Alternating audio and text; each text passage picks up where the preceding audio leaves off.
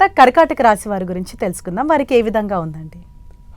కర్కాటక రాశిలో ఏ నక్షత్రాలు వస్తాయనగా పునర్వసు నక్షత్రంలో చివరి పదం 4వ పాదము, పుష్యమీ నక్షత్రంలోని 4 పాదాలు, ఆశ్లేష నక్షత్రంలోని 4 పాదాలు కలిపితే కర్కాటక రాశి. చాలామందికి పుట్టినటువంటి కాల సమయంలో డేటా ఆఫ్ బర్త్లు లేనటువంటి కారణం వలన పేరు యొక్క మొదటి అక్షరాలను అనుసరిస్తూ ఆ రాశిని తెలుసుకునే ప్రయత్నం చేద్దాం.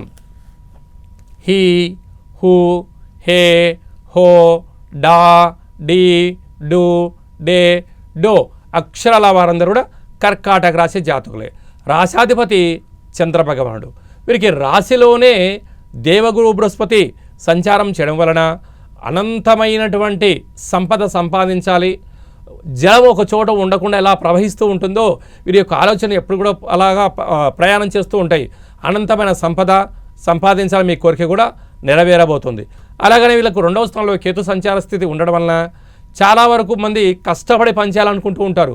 కానీ వీరి యొక్క మేధా సంపత్తి చేత 10,000 మంది పనిచేసే పనిని నేను ఒక్కడిని ఎందుకు చేయకూడదు, నా ఆలోచన చాలా బలంగా ఉంటుంది అనేటువంటి మీ యొక్క ఆలోచనకు సమాజం, రాష్ట్ర దేశ జనాలందరూ కూడా జేజేలు పలికేటువంటి సమయం ఆసనమైంది.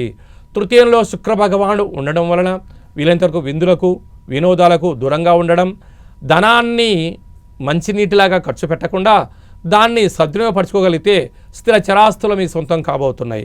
కనుక అర్ధాష్టమ రవి, అర్ధాష్టమ కుజుడు, అర్ధాష్టమ బుధ సంచార స్థితి ఉన్నది.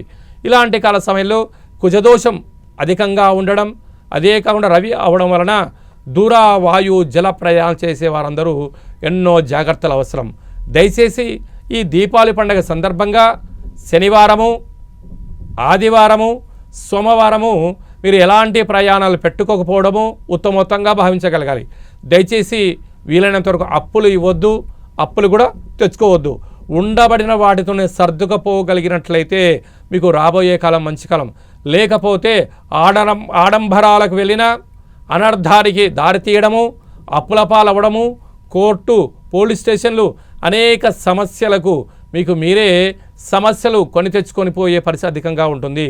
ఇలాంటి కాల సమయంలో ఆధ్యాత్మిక చింతన ఉండడము, దేవతారాధన, దేవాలయ దర్శనము, సత్సంగము, పారాయణ కార్యక్రమాల్లో ఉండగలిగినట్లయితే మీరు మనశ్శాంతిగా ఉంటూ ఆరోగ్యాన్ని కాపాడుకునే పరిస్థితి ఉంటుంది.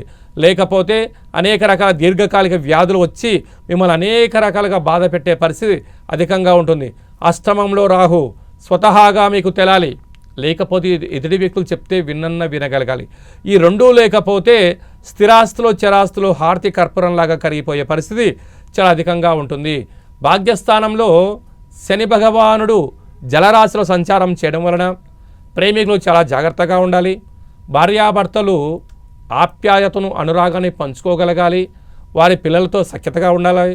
పార్ట్నర్షిప్ బిజినెస్ చేసే అందరు వారు కూడా నిజాలు తెలుసుకునే మాట్లాడుకోగలగాలి.